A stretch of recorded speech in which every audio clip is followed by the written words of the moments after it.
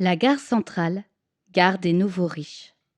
Quand vous disposez d'un lieu situé au cœur de Berlin, mais entouré de terrains vagues et juste structuré par une vieille gare en ruine, alors que la Coupe du monde de football arrive et que ce vieux concept de champignon fait phosphorer des centaines d'architectes rêvant de se refaire, alors vous vous dites qu'il est temps que Berlin ait à nouveau sa gare monumentale. La ville de cette fin de XXe siècle se devait de posséder une gare passante, et les gares terminus devaient disparaître. Cette nouvelle infrastructure pourrait desservir non seulement l'Est et l'Ouest, mais aussi le Nord et le Sud.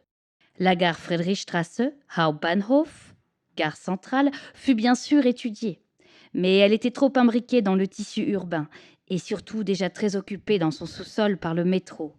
Alors les décideurs allemands regardèrent à l'ouest, vers l'Alerte. La gare passante sur le Stadtbahn était classée monument historique, mais cela ne gêna personne. La nouvelle grande gare allait être construite au nord du futur quartier gouvernemental, où trônerait bientôt la chancellerie, le Reichstag réaménagé et ses bureaux. Projektgesellschaft für Verkehrsanalogen im zentralen Bereich, PVZB, transformé bien vite en DB, Projekt Knoten Berlin, projet des chemins de fer allemands sur le nœud ferroviaire berlinois. Le projet se complexifiait fortement, car si la liaison Est-Ouest pouvait se glisser dans une Stadtbahn élargie et modernisée, pour les liaisons Nord-Sud, il fallait creuser sous la Spree, puis sous le Tiergarten, et refaire 2 autres gares de Pape et de Potsdam.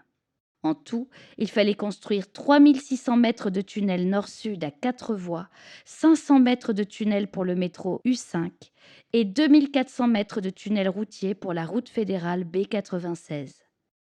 Il était déjà compliqué de parler argent et du poids financier de cette gare sur le budget fédéral. Les choses allaient rapidement empirer. Le 26 février 1996, le patron des chemins de fer allemands organisa une conférence de presse et présenta les 2 équipes à départager. D'une part le projet du professeur Joseph Paul Kleihuss de Berlin et d'autre part le projet du professeur Meinhard Forger-Kahn de Hambourg.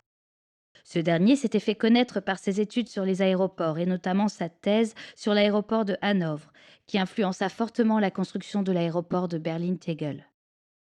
Mais à part quelques travaux sur les gares de Bielefeld et de trains régionaux à Hambourg, sa réputation de constructeur de gares n'était pas vraiment établie. Malgré tout, il fut choisi et avec le soutien de Harry Hazer, s'attela à la tâche. Son projet reposait sur 2 bâtiments parallèles reliés par un toit en verre selon l'axe Est-Ouest. Ce toit d'acier et de verre était synonyme de retard considérable. Très vite, Harry Hazer jugea que les travaux ne pourraient être livrés au mieux que vers 2008-2009.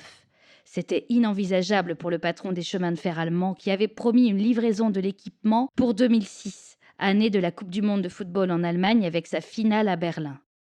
Le toit de 430 mètres fut réduit de 130 mètres, 100 à l'ouest et 30 à l'est, ce qui eut pour conséquence d'exposer les voyageurs des premières et dernières voitures des ICE allemands aux intempéries.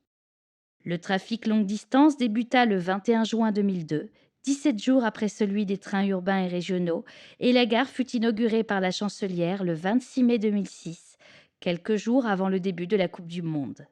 Devant les contraintes architecturales et les renoncements imposés à l'architecte von Gerkan par la DB, les organisateurs de la cérémonie d'inauguration interdirent de discours ce dernier.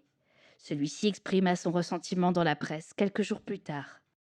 Les festivités commencèrent à 18h par la symphonie numéro 9 du Nouveau Monde de Antonin Dvorak, pour se poursuivre avec un spectacle de techno et de laser à partir de 22h, une fois les invités de prestige couchés.